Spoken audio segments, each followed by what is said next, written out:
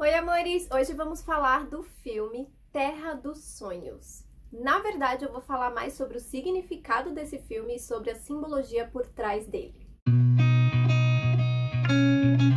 Bom, uma dica aqui pra vocês, se vocês ainda não assistiram o filme, pausa agora esse vídeo e vai assistir. Por quê? Porque eu vou dar spoilers, porque eu vou explicar a simbologia. Eu não vim aqui fazer uma resenha do vídeo não.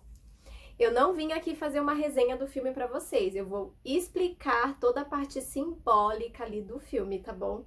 Então, fica por sua conta em risco se você quer assistir esse vídeo antes de assistir o filme. Bom, no começo eu confesso que eu tava meio que com preconceito, porque eu não sou muito fã de filme que eu considero infantil e que seja de ficção. Porém, meu namorado queria assistir e eu até agradeço por a gente ter assistido esse filme. Não é à toa que eles fazem uma citação a Freud. Por quê? Para quem não sabe, né, para quem não é do ramo, Freud é o nosso pai da psicanálise. Basicamente, toda a vida de Freud foi para estudar a mente humana, estudar como que essa maquininha magnífica aqui funciona. Escreveu sobre consciente, inconsciente, pré-consciente, tudo, gente, todas as separações da mente humana, da psique e tudo mais foi Freud. Por isso que eles fazem essa citação do filme para Freud, porque Freud foi quem estudou a simbologia dos sonhos. Um dos livros mais famosos que ele escreveu foi justamente sobre isso. Então, quando eles deram essa citação, eu já matei a charada. Aí eu entendi o porquê do nome, porque assim, de início, o filme, ele já mostra uma menininha que ela mora junto com o pai em um farol. O farol é bem distante de cidade, de civilização, de tudo. E o pai da menininha morre. E ela não tem contato com ninguém, né? Bem dizer assim, só com o pai, de vez em quando com quem que eu acho que é Carla, se eu não me engano, a mulher que aparece lá, que cuida dos navios. Gente, eu não sei o nome porque eu não sou desse mundo do mar, entendeu? E, ironicamente, né, tem muito mar na história. Por quê? Simbolicamente, o mar, ele quer dizer todos os nossos sentimentos. Então, uma das coisas que quando o cliente chega pra gente falando, eu sonhei com água, por que a gente pergunta se é água clara, água escura, se era muita água, se era tranquila, se era turbulenta? Porque o mar, a água em si, tá ligada aos nossos sentimentos. Então, quanto mais conturbada você estiver, quanto mais sentimentos pesados você tem, mais a água vai ser escura, vai ser mar revolto, essas coisas assim. Então, foi bem legal essa sacada que eles fizeram, porque é muito simbólico, gente. Sério, tem muita simbologia nesse filme, do começo ao final. E eu matei a charada do tio dela. Quando ela se mudou pra ir morar com o tio, eu já tinha matado aquela charada ali, que é aquele cara, o Flip. Ela começa a ver nos sonhos, era o tio dela. Já tava muito na cara pra mim. Mas pra mim é fácil entender essas coisas porque eu estudo sobre a mente humana, né? Então pra mim é mais fácil pegar essas nuancezinhas que eles soltam, assim. Então pra mim não foi tipo, ai meu Deus, quem será esse personagem que ela inventou? Quer dizer, que ela inventou não, né? Que ela sonha ali com ele. Então assim, ela vai morar com o tio dela e pra quem assistiu sabe que o tio dela zero afinidade com criança, zero. Até me identifico em partes, não todas, mas em partes. E assim, por que ela dorme muito? Geralmente, pessoas que dormem muito são pessoas que estão no estado de depressão. Toda pessoa depressiva dorme? Não, eu não estou falando da doença, da patologia depressão. Estou falando de um estado depressivo.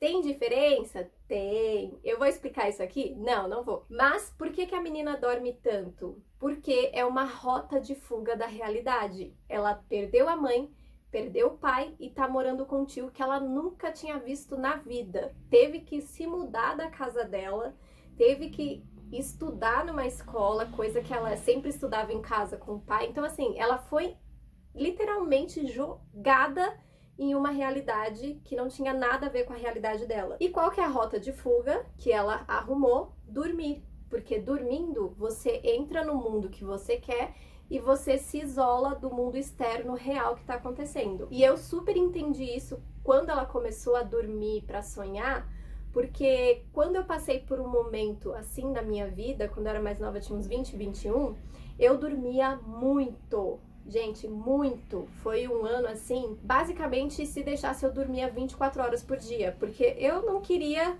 viver a vida que eu estava vivendo. E era muito difícil pra mim. Então, essa simbologia é muito marco, porque geralmente as pessoas que não querem aceitar a realidade, elas começam a inventar realidades paralelas na cabeça. Então, ou a pessoa fica se iludindo na vida, ou a pessoa dorme demais para fugir da própria realidade. Então, se você dorme demais, começa a prestar atenção nisso. Quando nós somos adultos, a gente tem um tempo ali. O nosso cérebro, ele precisa de 7 a 8 horas de sono, diferentemente de uma criança e de um adolescente. Geralmente, criança e adolescente precisam de mais horas de sono, porque eles estão em desenvolvimento no corpo e na mente, em tudo. Quando a gente passa dos 25, não. A gente já é adulto formado, então a nossa necessidade de dormir diminui. Então, de 7 a 8 horas ali é o essencial para o nosso cérebro, para nossa mente descansar. Se você tem mais de 25 e tá dormindo muito, presta atenção que tem alguma coisa aí que não tá certa no seu organismo, tá? Que não está certa aí na sua vida. Então, dá uma observada melhor nisso. Vamos a outra simbologia do filme. A questão dos sonhos. Segundo Freud, existe uma parte inconsciente da nossa cabeça, que é uma parte não é acessível, e que eu até comentei isso sobre o vídeo da hipnose, que aquele filme foi uma bosta, mas eu vou deixar linkado aqui para vocês entenderem também em certo ponto e por que eu detestei aquele filme, porque ele é bem mentiroso. Mas existe uma parte inconsciente que a nossa mente registra tudo que acontecem com a gente. E aí, dependendo da crença, da espiritualidade, dessas coisas assim que as pessoas acreditam, né? Dependendo da crença de cada um, também é no inconsciente que tá registrado as nossas vidas passadas. Então vai da crença de cada um. E nesse inconsciente, ele aflora, ou seja, ele aparece geralmente quando a gente está tendo sonhos, que aí entram as partes de simbologia, né? Os simbolismos ali. Por quê? Quando a gente dorme, o inconsciente ele traz tudo aquilo que estava recalcado. O que é recalcado? Que estava guardado, que estava trancado, estava escondido. Tudo isso é recalque. Por que que quando acontece um trauma na nossa infância ou na juventude, a gente esquece? Não é que a gente esquece. Tá guardado no inconsciente ou no subconsciente. Só que o nosso corpo, ele é inteligente. A nossa mente, ela é inteligente. Ele não quer que a gente se machuque. Então, o que que acontece? Quando a gente sofre esse trauma, a gente esquece por uma forma de proteção. Por isso que só depois de muitos anos, quando a pessoa vai fazer terapia ou quando acontece alguma coisa que dá um gatilho, que a pessoa vem com aquilo com tudo assim, ou reage de uma forma muito estranha e ela não consegue entender ali aquele sentimento que está acontecendo. Por quê? Foi aflorado ali um trauma que a mente tinha guardado para autoproteção. O corpo não quer sofrer e nem a nossa mente. Então, eles nos protege esquecendo traumas. Se vocês perceberem no filme, na vida real, ela quase não fala sobre o pai, né? Ela quase não... Até na escola, tem um momento ali na escola que o menininho lá, o nerdzinho, pergunta pra ela sobre os pais e ela fala que o pai dela viajou. Então, assim, pra ela é difícil aceitar que o pai morreu e é difícil passar isso pra outras pessoas. Então, o pai dela viajou, mas no fundo ela sabe o que aconteceu. Então, quando ela sonha, o que ela quer? Encontrar o pai dela, porque ela não quer aceitar que o pai dela morreu e que ela nunca mais vai ver o pai dela. Aí, falando sobre outros simbolismos, por que que eles focam tanto na questão da pérola? Hora de almoçar! Por que que o foco principal do filme é ela ir atrás dessa pérola para conseguir realizar o desejo dela? Se vocês não sabem, a pérola, ela é formada dentro da ostra, só que a ostra sofre. Então, ela sente dor para poder, com aqueles grânulos de areia dentro dela, então ela sente dor para poder criar algo bonito. Se você parar para analisar simbolicamente também, por que que ela vai atrás da pérola? Porque ela tá passando por um momento de dor muito grande. Então, ela precisa passar por esse momento de dor para conseguir trazer algo bom para a vida dela. E o que seria? Aceitar, né, aquele tio, uma nova vida que proporcionaram para ela. Quando o tio dela é pego pelo pesadelo dela, em vez dela fazer o pedido pra ver o pai dela, ela faz o pedido pro tio acordar. Por quê? Porque ela não quer perder o tio também. Porque é ele que tá na vida com ela. Ela consegue salvar o tio, né, com o pedido que ela tinha pra fazer, porém, quando ela volta pro farol, ela ainda consegue ver o pai dela. E o tio dela também, no começo, dá pra vocês perceberem que ele passou por um luto de uma forma diferente. Então, quando a gente fala passar por um luto, principalmente para nós terapeutas, não significa que tem uma morte ali presente. Porque se vocês olharem, tem 2 lutos nesse filme. Tem o luto do tio, que eu já vou explicar, e tem o luto dela, que realmente foi 2 perdas, da mãe e do pai. O luto do tio, se vocês prestarem atenção, foi quando ele perdeu o irmão dele. Foi quando o irmão dele se apaixonou, se casou e meio que na cabeça dele, para ele, como menino, o irmão dele abandonou ele. Então ele vive aquele luto por anos. Tanto que ele mesmo fala, né, que perdeu o irmão, por isso que ele já não sonhava, ele não deixava aquela criança interior, aquele menino dentro dele viver, né? Ele vivia uma vida metódica e chata e bem quadrada, tipo, sem criatividade, sem fantasia, sem nada, assim, sem leveza. A vida dele era uma chatice quadrada, que ele não tinha mais amigos, ele não tinha ninguém, ele só trabalhava, ele literalmente vivia pro trabalho. E a menina, quando confronta ele, ela fala isso, né? Que ele é muito chato e que, tipo, ele não tem amigos. Ele não tem amigo, ele não tem família, ele não tem nada. Ele não tem namorada. Então, assim, ele vive num luto onde ele não soube lidar com essa separação, que às vezes é uma coisa que realmente acontece dentro da família, e isso pode ser para todos os membros, tá? Quando os pais também sofrem da síndrome do ninho vazio, é a mesma questão. Eles passam por um luto que não houve morte, mas ali sente uma falta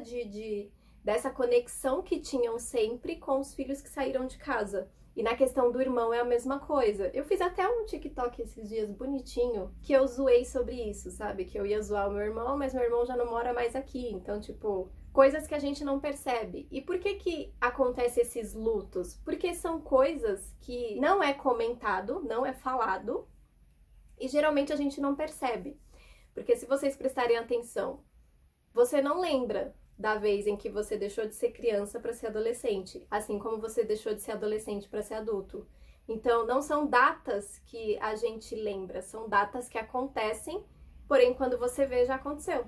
Que nem quando um irmão sai de casa e, tipo, não é algo ali que, às vezes, não é algo que você tá se preparando, que nem aconteceu no caso dele, né? O irmão dele se separou não. O irmão dele se apaixonou e saiu. Então, ele não soube ali digerir tudo isso e lidar com essa situação. Então, no fundo, ele só se sentia abandonado pelo irmão. O que não era verdade, né? É a vida como ela é. As pessoas crescem, se relacionam e saem. Então, as pessoas são do mundo.